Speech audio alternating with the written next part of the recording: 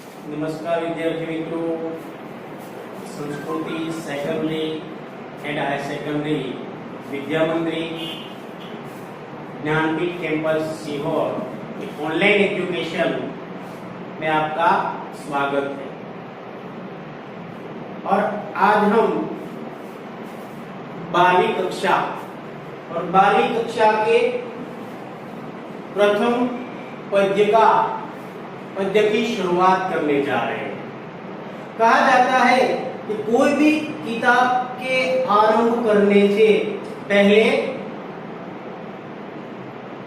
शुरुआत को जब हम ईश्वर को याद करते, लेकिन यहाँ पहला पद्य है एक भक्ति स्वरूप का, जिनका टाइटल है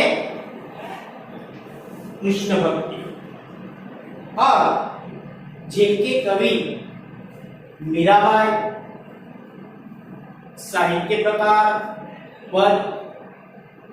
तो यहां कृष्ण की भक्ति, तो कृष्ण की भक्ति के बारे में अगर में हम सब जानते हैं कि कृष्ण के भक्त मीराबाई और रैदास और फिर रसखान अनन्य भक्त है, लेकिन मीरा उन सब में अलग भक्त है।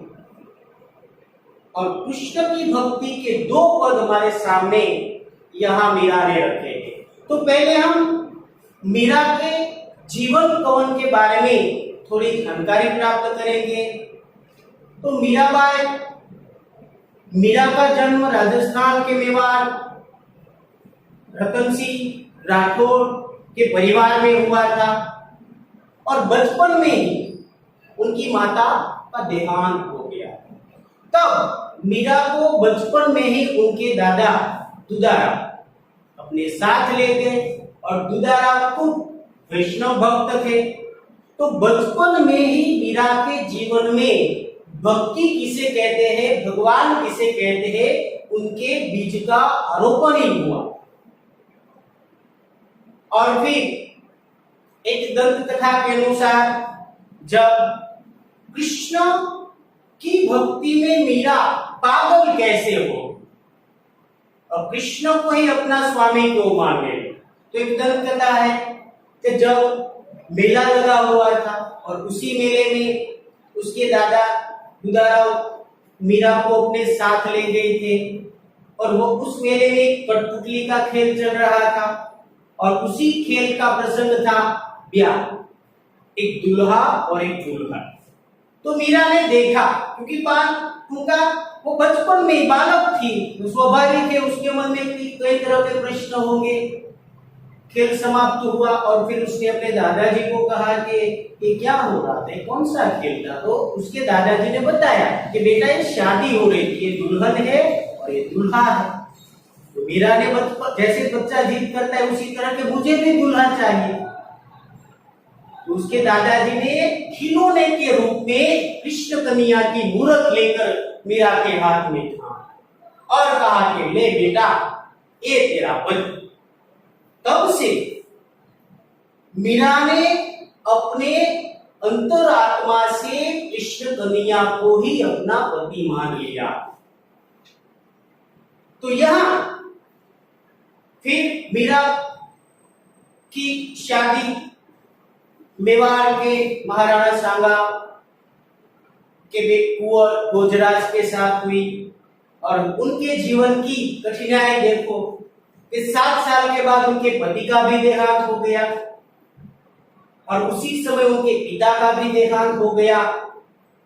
तो मीरा बिल्कुल अकेली हो गई, और उसके परिवार में वो अकेली और केवल कृष्ण भक्ति की ओर आगे बढ़ती ही गई।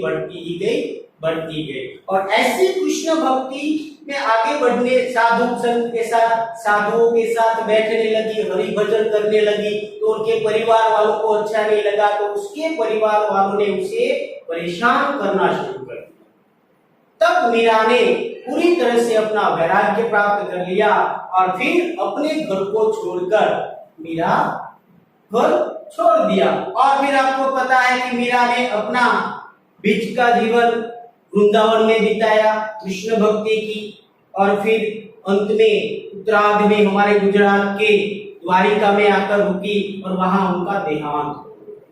तो यह है मीरा। कृष्ण को पाने के लिए उसने अपने जीवन में अपने सगे संबंधियों को भी छोड़ दिया और अपनी सारी भौतिक सुविधा को भी छोड़ दिया।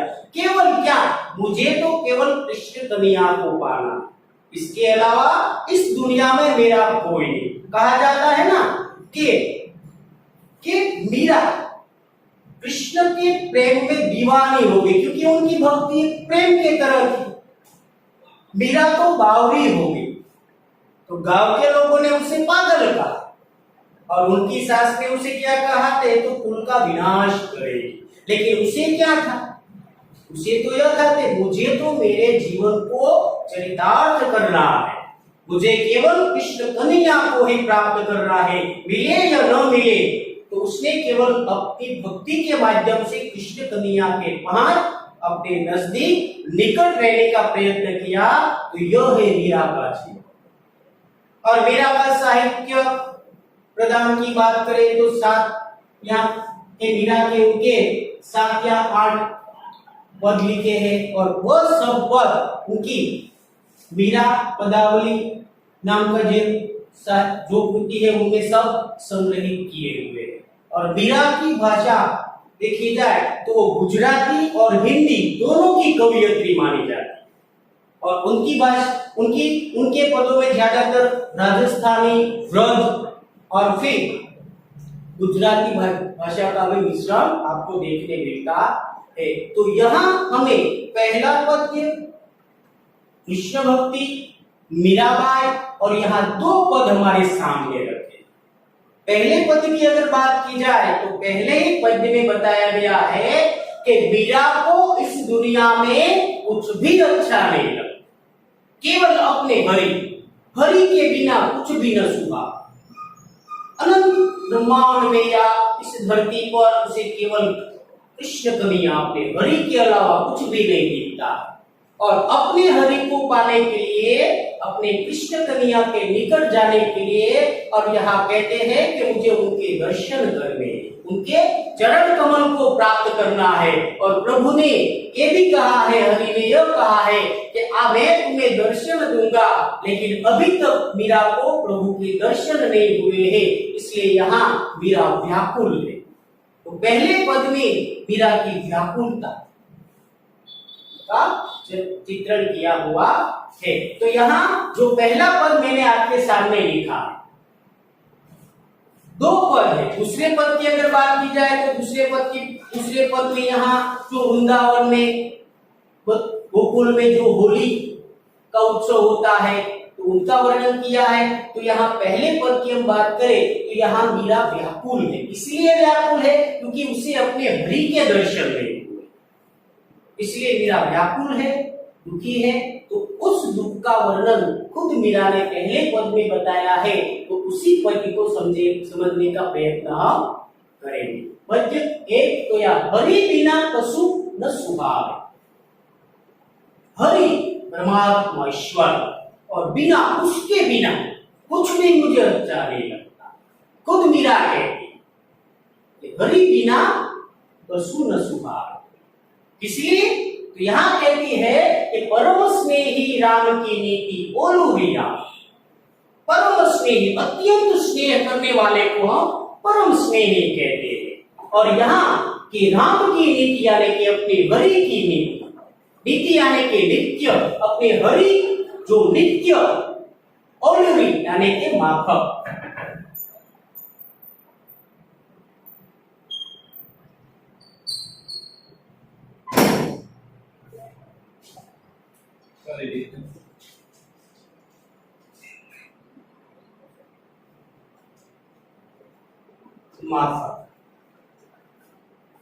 कि हरि परम स्नेही राम की नीति बोलू रिया।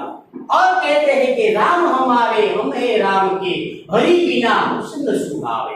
खुद मीरा कहती है कि हे परमात्मा परम स्नेही हरि कृष्ण, नित्य तुम्हारी जो जीने की जो नीति है, वह मुझे माफक आती है। इसलिए मीरा कहती है कि राम हमारे हम है राम, हे राम हमारे हैं और मैं राम की यानी कि हरि हमारे हैं और हरि की मैं। इसलिए कहते हैं कि हरि बिना कुछ न सुहा, तुम्हारे बिना मुझे कुछ भी अच्छा नहीं लगता है। और आगे कहते हैं आवण कह गई अजहू न आए, जीवड़ा अति उकलावे।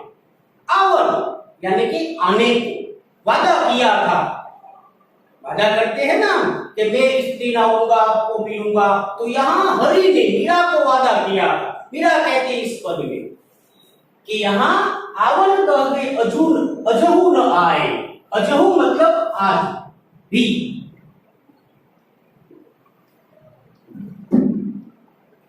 आज तक आने का वादा किया था लेकिन आज तक तुम अभी तक नहीं आए हो। और इसलिए कहते हैं कि तुम नहीं आए हो, इसलिए बार बार मैं आपके दर्शन की आस लेकर बैठी हूं कि कब मेरे हरि आएंगे, कब मेरे प्रभु आएंगे, और आप अभी तक नहीं आए हो। इसलिए यहाँ जीवड़ा अति उकलावे कि मेरा अंतरात्मा है वो अत्यंत बेचैन हो रहा है कि आप क्यों नहीं आए।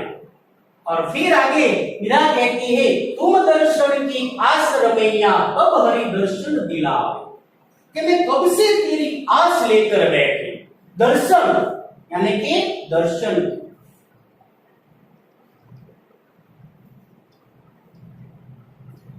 कब से मैं तेरे दर्शन की आस लगाए बैठी। और कहते हैं कि कब हरि दर्शन दिला, कि तू कब मुझे दर्शन देगा। इस जन्म में देगा या नहीं देगा पता नहीं है, ये तो भक्ति है। और भक्ति तो निस्वार्थ भाव से, निष्काम भाव से की जाती है, कुछ पाने के लिए नहीं की जाती। फिर भी मीरा को यहाँ आस है, क्योंकि प्रभु ने कहा था कि मैं तुझे दर्शन दूंगा, लेकिन कब दोगे, मैं तो आस लगा कर बैठी हूँ। और इसलिए कहते हैं कब हरि दर्शन दिलावे, तो कब मुझे दर्शन देगा। चरण कवल की लगनी लगी, बिन दर्शन दुख पावे। तो यहाँ कहते हैं कि मुझे तो केवल तेरे चरण कवल यानी कि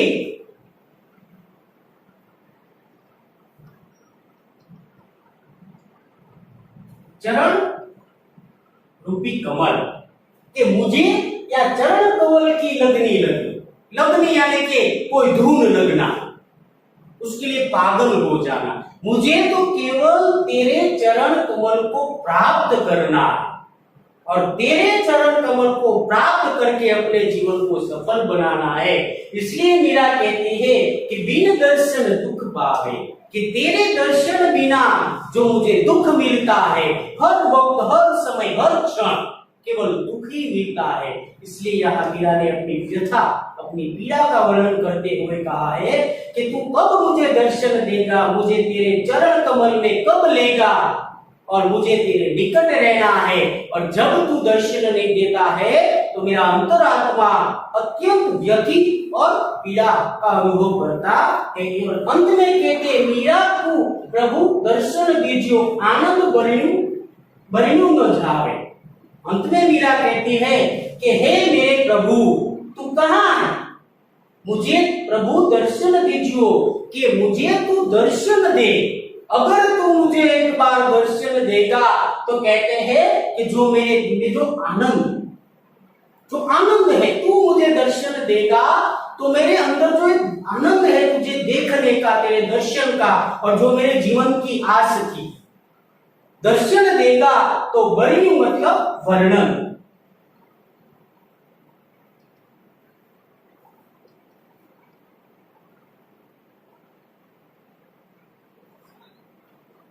आनंद बरिनु न जावे, कि जब तू मुझे दर्शन देगा तो उनका जो मुझे वर्णन करना है वो कैसे मैं करूं, न जाओ कैसे मैं वर्णन करूंगी।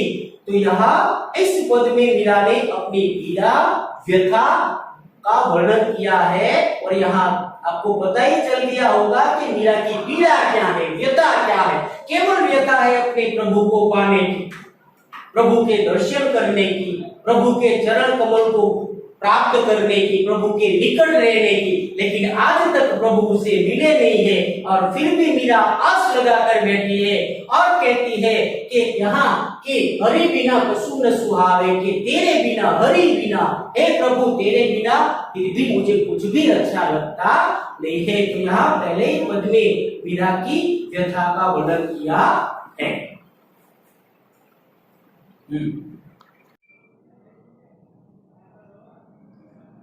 मीरा के पहले पद के बारे में जानकारी प्राप्त की तो बताया कि पहले पद में मीरा की पीड़ा, व्यथा, और व्यथा का कारण क्या था?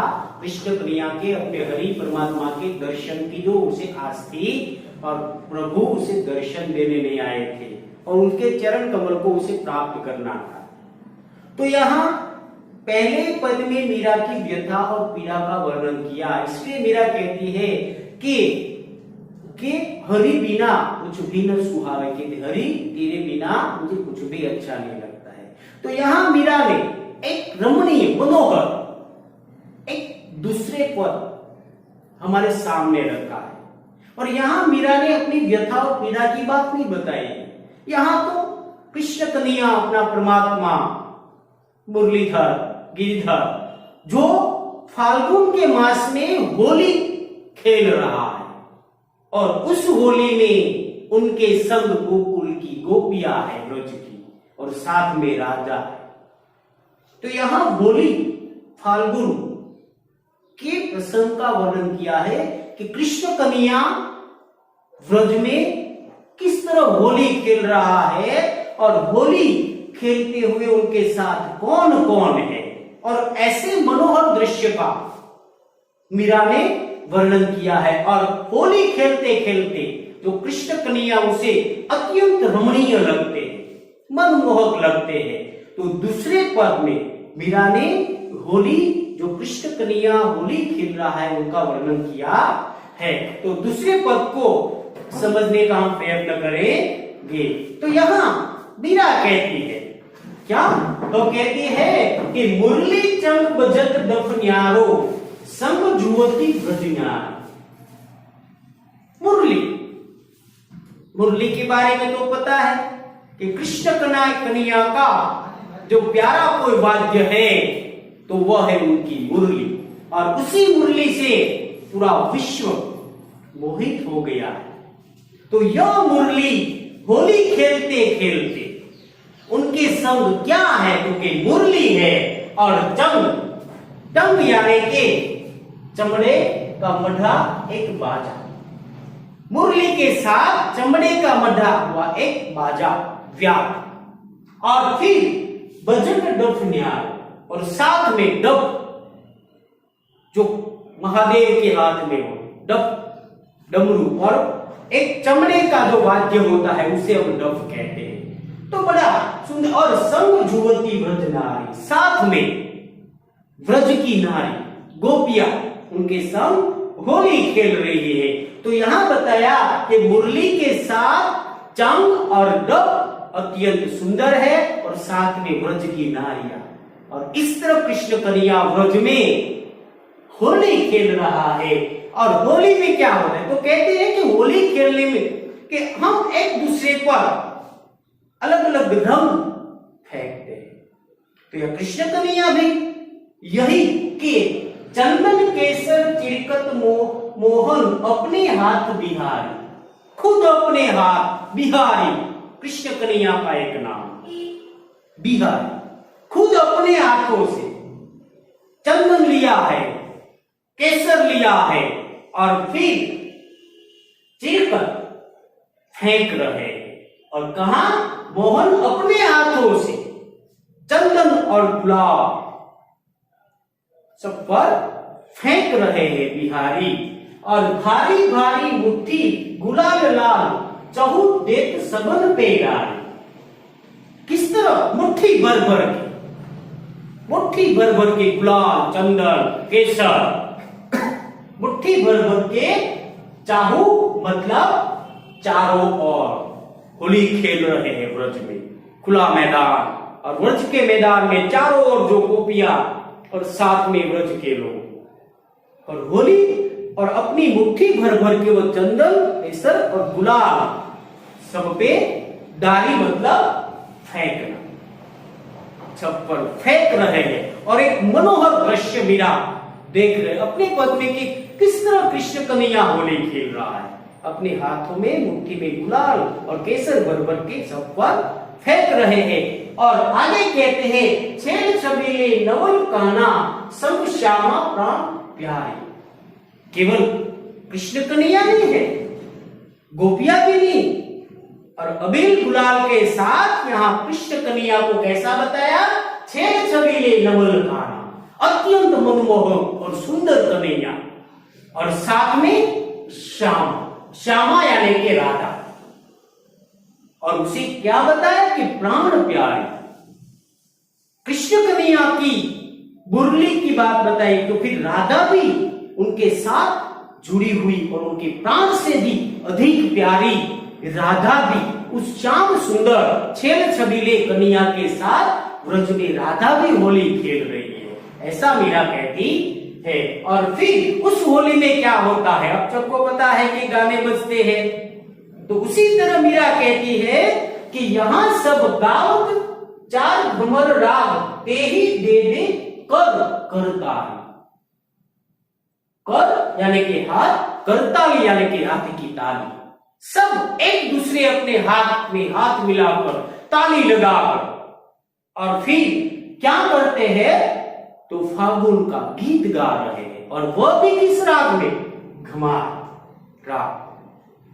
तो यहां बताया है घमार यानी कि फाग या होली गीत का एक राग। तो अपने हाथों में हाथ मिलाकर ताली लगाकर सब ब्रज की नारियां, राधा कृष्ण सभी पागल होकर होली खेल रहे हैं। और इसी होली में एक फागुन का घमार राग जो गीत गाया जाता है, वो गीत गा रहे हैं और सभी आनंद लूट रहे हैं। फाग जू खेलत रसिक सावरिया बाडियो रज ब्रज भारी। जब पूरी तरह से होली खेल रहे, अबीर गुलाल केसर सब पूरे आकाश में चारों ओर जो उड़ रहे हैं, तो इसलिए कहते हैं इस फाग यानी कि होली खेलते खेलते चारों ओर जहां देखो वहां चंदन गुलाल रोज की तरह, रोज यानी कि धूल मिट्टी की, व्रज भारी पूरा व्रज भर गया चंदन केसर से, और इस तरह होली खेल रहे हैं। तो अंत में यहाँ मीरा कहती है, मीरा के प्रभु गिरिधर नागर मोहन लाल बिहारी। और मीरा ने यहाँ बताया कि इस होली के खेलते समय जो दृश्य मीरा ने कृष्ण कन्हैया का वर्णन किया है, और उसे अपने मनोमन मानो कि वो देख रही है कि कृष्ण कन्हैया होली खेल रहे हैं, और वो दृश्य देखकर कहते हैं कि हे मेरे प्रभु गिरिधर, गिरिधर गिरि को धारण करने वाले, और एक और नाम दिया है कि मोहनलाल बिहारी, अत्यंत सुंदर आप लग रहे हैं। और इसी तरह यहाँ दूसरे पद में मीरा ने एक व्रज में जो होली के प्रसंग का अद्भुत और मनोहर मन को हरने वाला जो दृश्य वर्णन किया है, वो हमारे सामने रखा है। तो यहाँ हमने आज के ताश में जो हिंदी के आरंभ और आरंभ का पहला पद्य, और वह भी कृष्ण भक्ति मीराबाई, और मीराबाई के बारे में मैंने बताया, और उसके पहले पद के बारे में भी मैंने बताया कि पहले पद में उनकी व्यथा प्रभु के दर्शन न होने पर, और दूसरा पद मीरा का एक अद्भुत कैसा, तो व्रज में होली का वर्णन।